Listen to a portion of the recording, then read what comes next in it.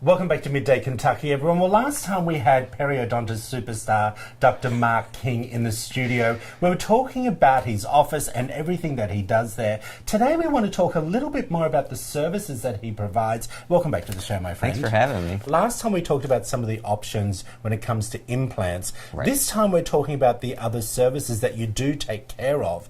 One of the most important things for dental health is gum disease. What is it? So gum disease is a disease that's partially genetic and partially environmental. So there's things that we do that modify gum disease, or the detachment of your gums and your bone to your teeth. And eventually it leads to you losing your teeth if it's not addressed. How do we know we have gum disease? What are some of the signs? Typically, gum disease doesn't really cause a lot of abrupt problems. So it's not like there's going to be pain until it's to the point of no return.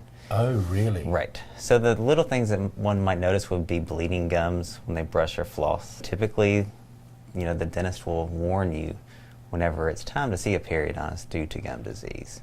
Okay, so does a dentist not fix gum disease? You would need to see a periodontist. They may address it in its early stages, but when Right. it gets to more advanced stages where you could jeopardize losing your teeth, they'll send you to a periodontist typically. And there's one thing I do want to clarify, because I was told that I was being too aggressive with my flossing and I was making my gums bleed. Okay, so I thought I had gum disease. So let's not mix the two up, correct? Right. Now, what are some of the treatment options that you would do in the office here? So you need to address first what is the kind of initiator of the gum disease. Okay. So basically, most gum disease is caused by bacteria growing on the teeth. So that's cleaned off first, your first line treatment. And then you look at repair of the damage that's been done, or maybe just stabilizing the teeth as they are. One of the most wonderful services that I think you perform, because it is life-changing, is gum grafting. Explain to everyone what gum grafting is and why some people have it. Okay, so in the case of a healthy mouth per se, not where they have gum disease, you might have recession or the gum tissue moving up the tooth in response to things like a trauma or abrasion, or even people that grind their teeth tend to have more recession. Yeah. Okay. So there's some of the causes, correct? Right. All right. Are you born with it? No, typically not. Okay. There are things that... It's not hereditary. Well, there's aspects of it that are. The thickness of your gum is inherited.